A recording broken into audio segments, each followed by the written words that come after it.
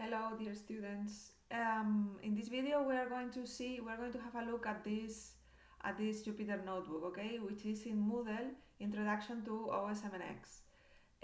So let's have a look at it. If you open this notebook with Google Collaboratory, you will see this page, okay. So here we are going to see an introduction to transport networks with this library, okay. This is a Python library which is called osmnx. It is called osmnx because it uses OSM, which is OpenStreetMaps, and networkx, okay. So OpenStreetMap, well, you can take a look at OpenStreetMaps. Yeah, and basically it's a free version of Google, or maybe Google Maps is a paid version of OpenStreetMap, because you have the same information, exactly the same information, and in free. Look, the problem is that you have to handle all the information, of course, okay. So that's the thing. So here we have the information about routes, maps, roads, also buildings, social, schools, hospitals, whatever, okay, parks.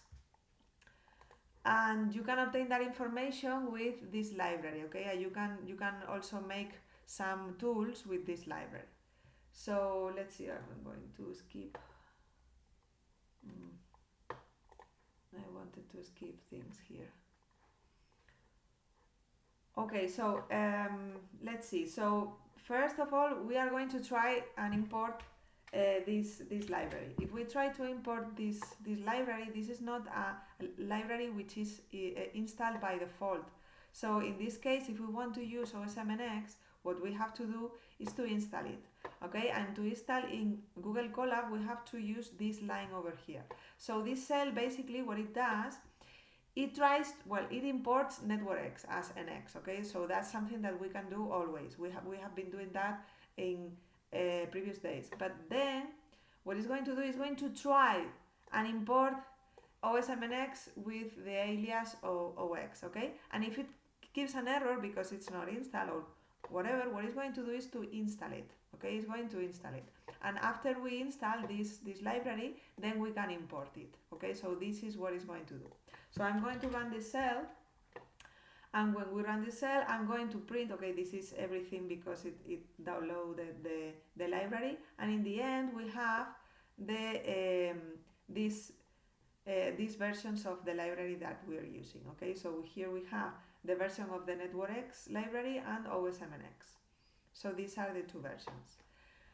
Okay, the first thing that we are going to do is we are going to see an example of how osmnx works, okay. So I'm going to download the roads from a place in the world, okay. So in this case, well, as you can see here, you can write a query with a string, okay, and the query in this case is a city, a region, and a country, okay. So I'm saying that I want to download the roads from Chipiona, the city of Chipiona, the town of Chipiona, which is in Cádiz, Spain, okay. And the network type that I want to download is a drive, the drive network. That means that it's everything that can be that I can access with a car, okay, not on foot. And when I write simplify equals true, that's because what I want osmnx to do is to get rid of some nodes, because there are a lot of nodes. If not, that maybe it's going to give a lot of noise. So it has less elements, much less elements, if I use simplify equal to true. This is not going to make, this what it does is to get rid of nodes that are in a line of a link, okay. So it's not going to be something wrong. And then I'm going to save this map. I'm going to save it as a GraphML file, and I'm also going to plot this graph. So if I look, before running this cell, if I look at the files that I have when I run Google Colab, I have here all these directories, which are always the same, these two folders.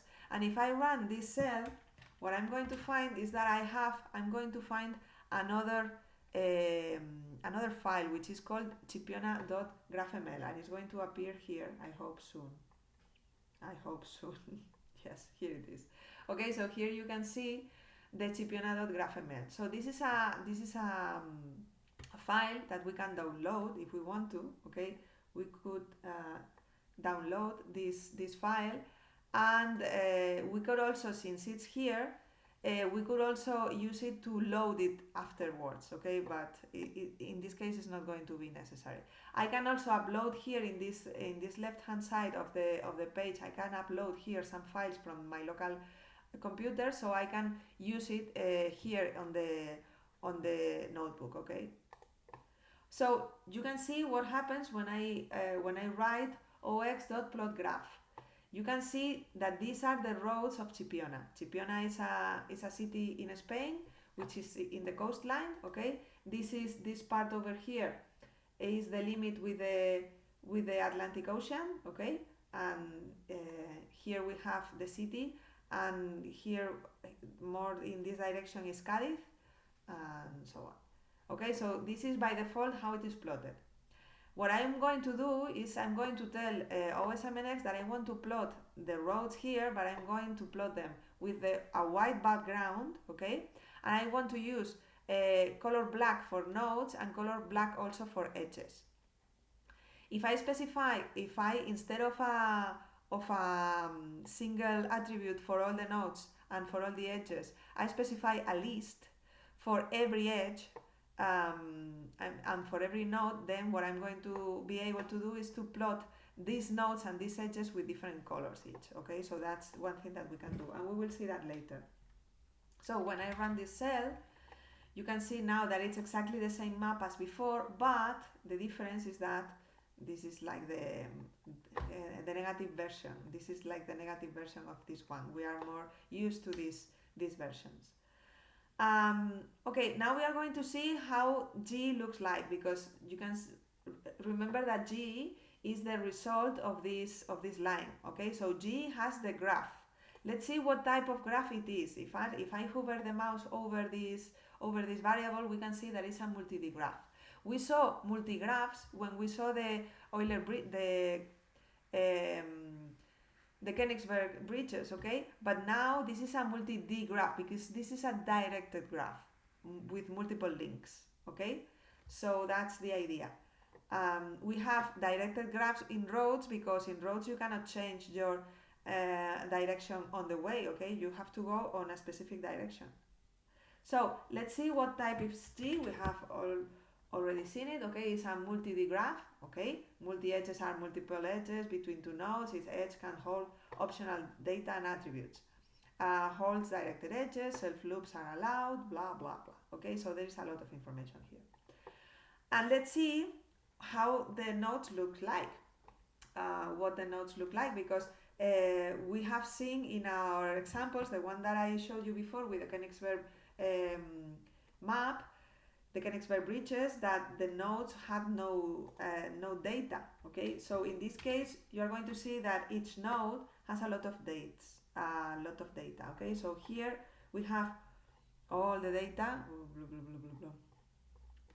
Okay, let's see if I can make this faster. Sorry about that. And here we have node data view. This is one node. Okay, so this is the first node that appears on this set, and these are the attributes associated to this node. Okay, this is the next one. This is the identifier of the next node, and these are the attributes. You can see that I have x, y, and street count. X and y are latitude and longitude. Okay, so this is the latitude of Chipiona, and this is the longitude of Chipiona. It's with a minus sign, because it's on the west side of the you know well, you know, that thing, the Greenwich meridian. The Greenwich meridian. Okay, so and we also have another attribute, which is a street count, which is the number of streets that collide in that node. Okay, so that's what it means.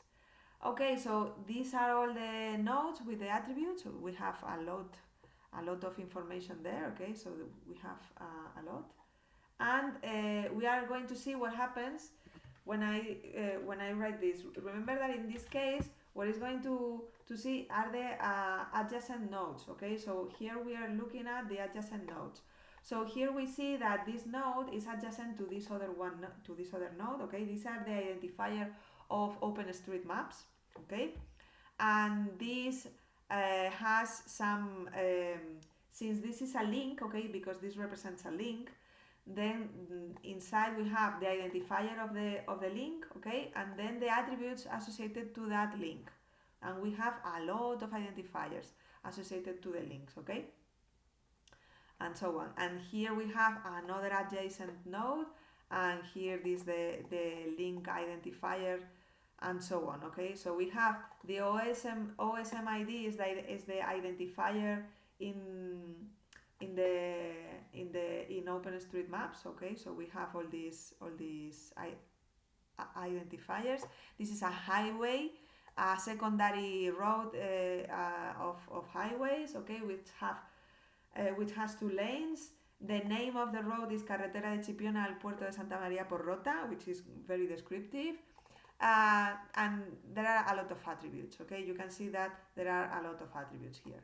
And one of the attributes is the geometry. Okay, and the geometry is something like this. You can see this. Okay, this is a set of latitude and longitude points. Okay, so this is like a string. This is a line string. So the road is a line string with many points of latitude and longitude. Okay, so that's how these roads are afterwards, how they are plotted here. Okay, when I plot the here, okay, this, you can see that this is not a straight line. Okay, these are not straight lines. So these roads, these links are in reality, these are line strings. Okay, this is what I have just shown you. Okay, so we have all those things. Okay, if we want to have a look at the attributes of the first node, this is the identifier of the first node. Remember that. Then these are the identifiers. Remember that this is exactly what I wrote before. These are the adjacencies of this node. Okay, and then if I want to have a look at the information of the links, okay, I can also do this. I'm only going to plot the information of the first 5 links because it is a lot. Okay, so here we have the information of the first 5 links. These are the 2 nodes that are connected by this link. These are the attributes, okay, of that link, and so on. This is the identifiers of the other 2 of the second link.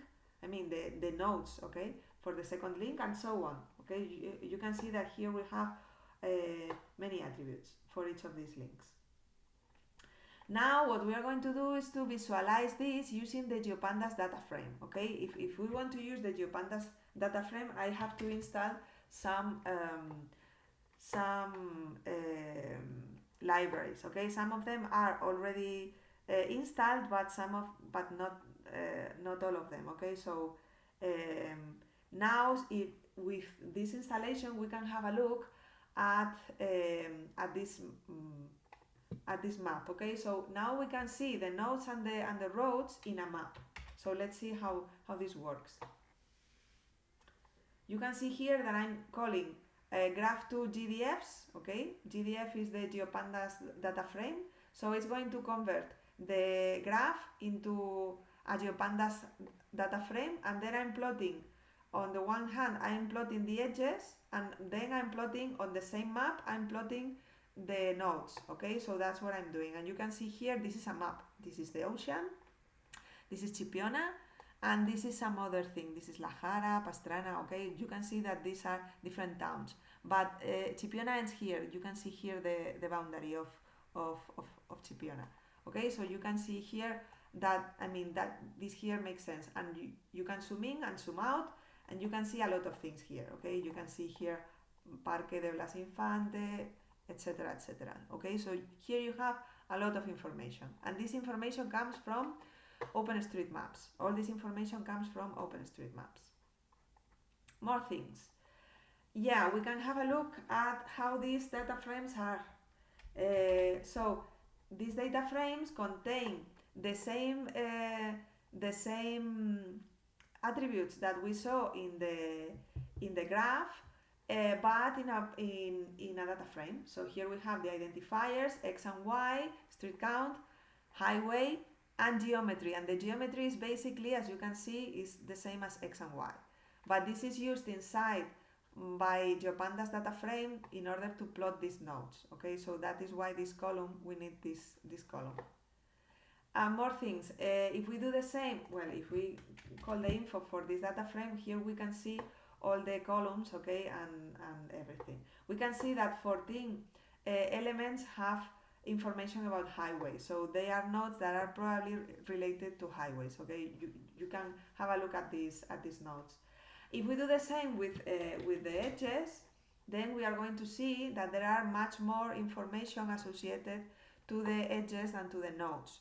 So here we have the two, this is going to be also a pandas data frame, but here we have an index which is composed, okay, this is a composed index, it's a composite index, sorry. This is, it has two nodes, this is one of the nodes of the index and this is the other node of the index. We have a key because this can be multiple, there can be multiple edges. We have all the information that we had in the graph, in the associated to attributes in the edges, we have here as columns in the pandas data frame. That's the idea. Okay, so we can have a look at all these columns. Okay, and we have some information here like max speed, access, junction, and this max speed we are going to use it later in order to compute the fastest route. Okay, so we can also compute some basic statistics on this network. There are some statistics. You can go to the information of osmnx to see what this means. Okay, we can also compute the strongly connected component. Okay, the strongly connected component is made by several components.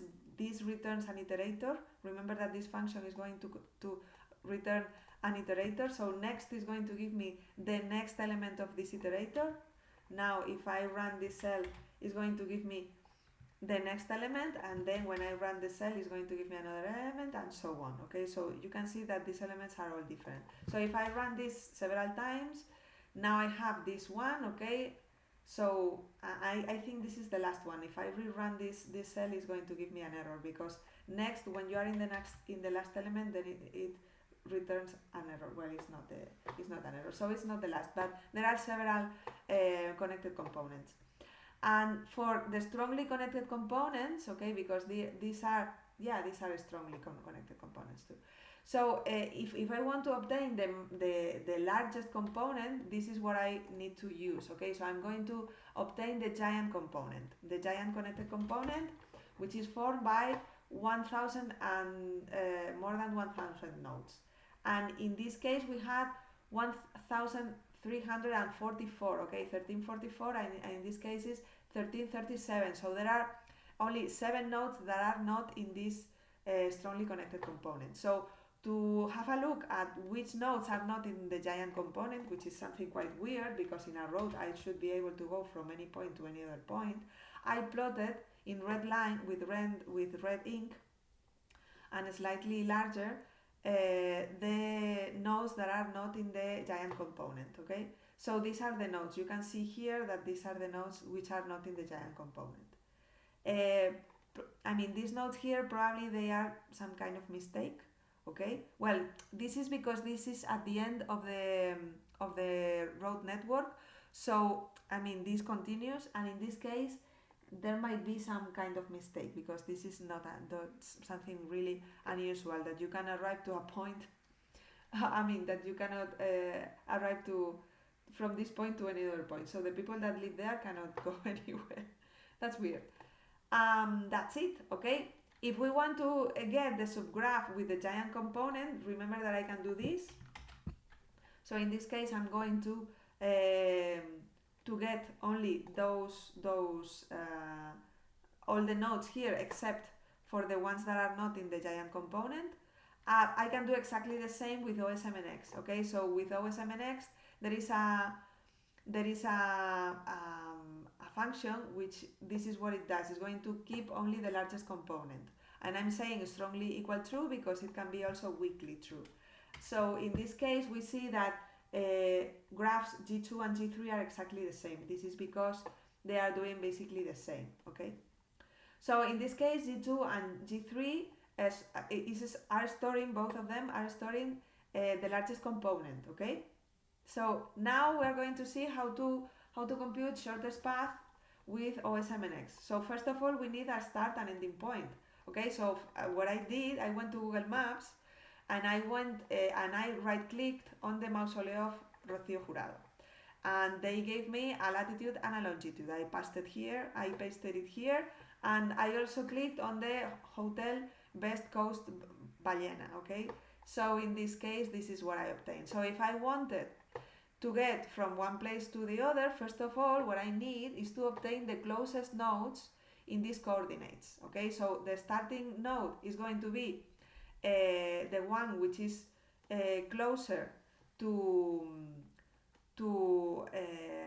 lat 1 long 1, okay, to this point, and the ending point is the node that is closest to this other point. Okay, so I'm going from the mausoleo of Rocío Jurado to the hotel. So that's the idea when I run this cell. Okay, now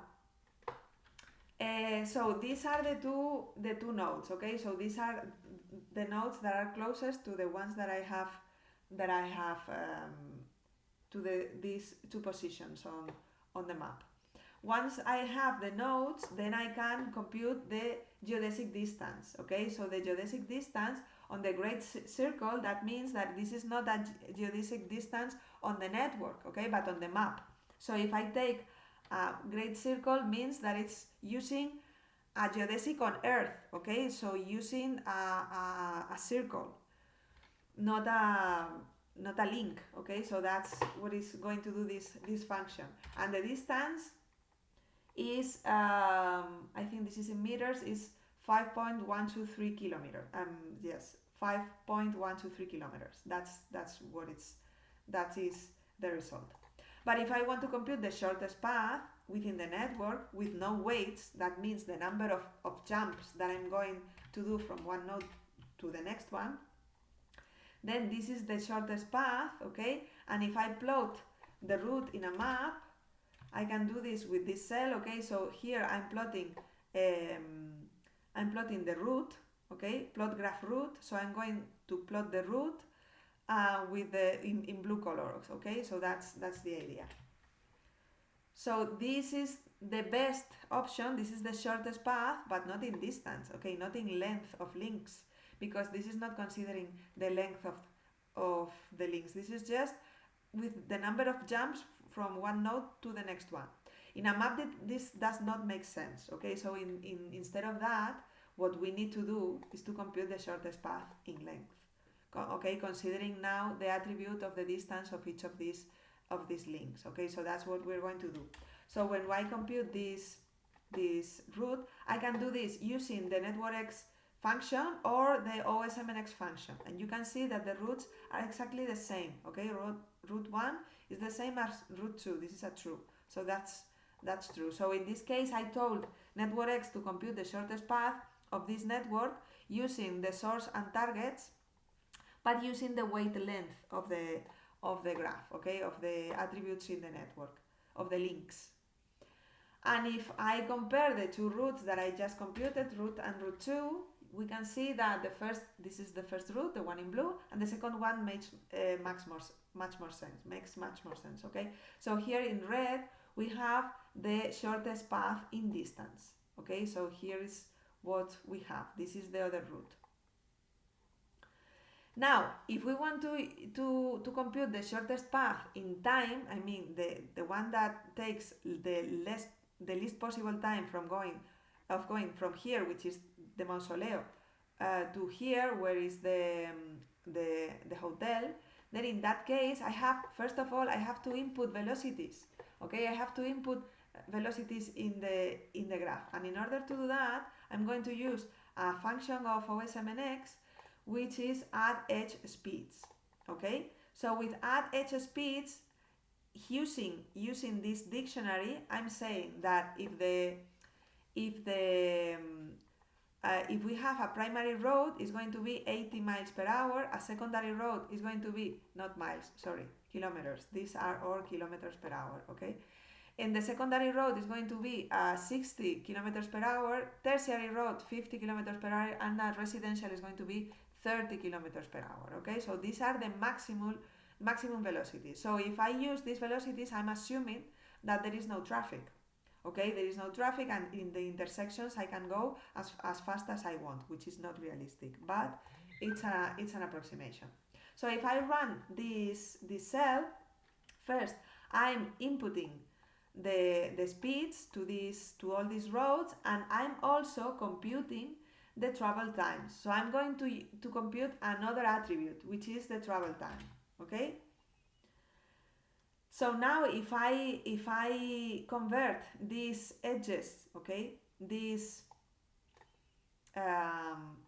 because this information is stored in G2, okay. Remember that G was the original graph.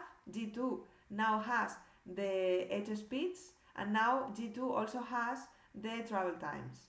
So if I convert this graph to a GeoPandas data frame, now we have a new column, okay, and this new column is travel time. Here I have travel time. So this is the travel time that I'm going to use, okay. Speed kph is kilometers per hour, okay. So this is the velocities that I have input, okay, that I have used for the input.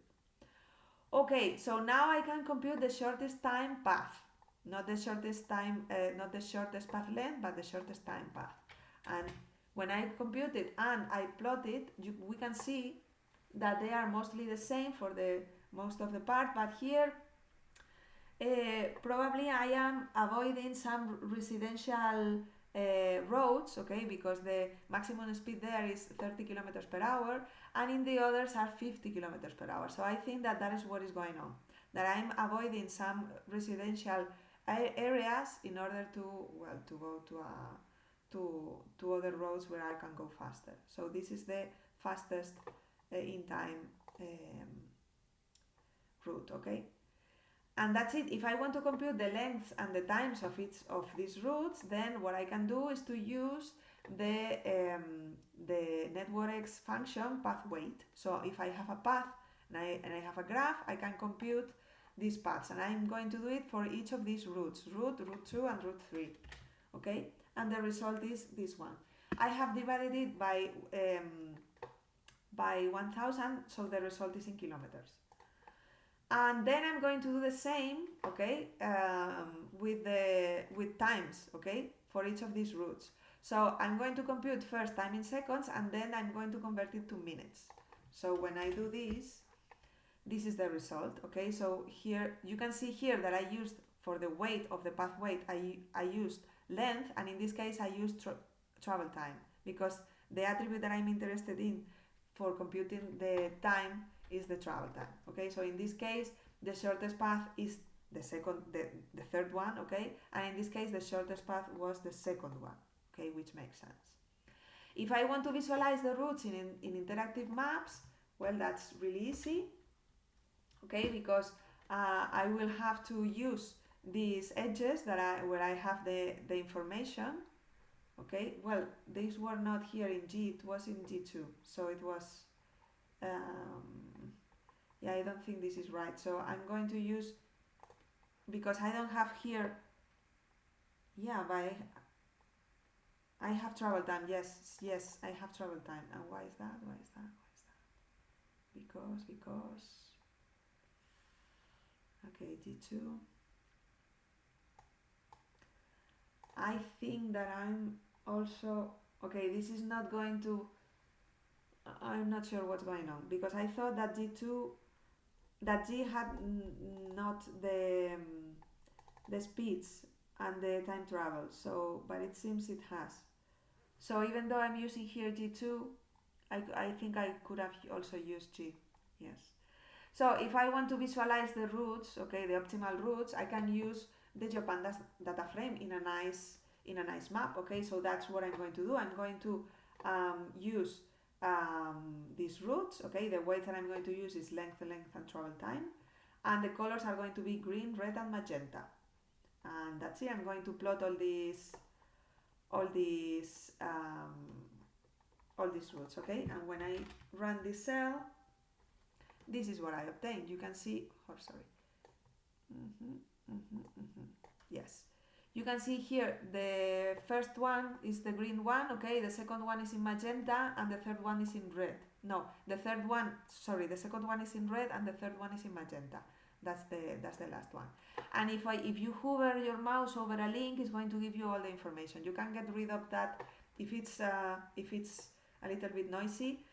You can get rid of that functionality by um, some attributes here, some keyword arguments in Explore. Okay, so you can decide if you want to obtain some information hovering or not hovering with the mouse. Okay, that's it. And that's basically the information that I wanted you to know about osmnx. Okay, so that's something that I needed to show you. If you have any questions, please let me know. Thank you.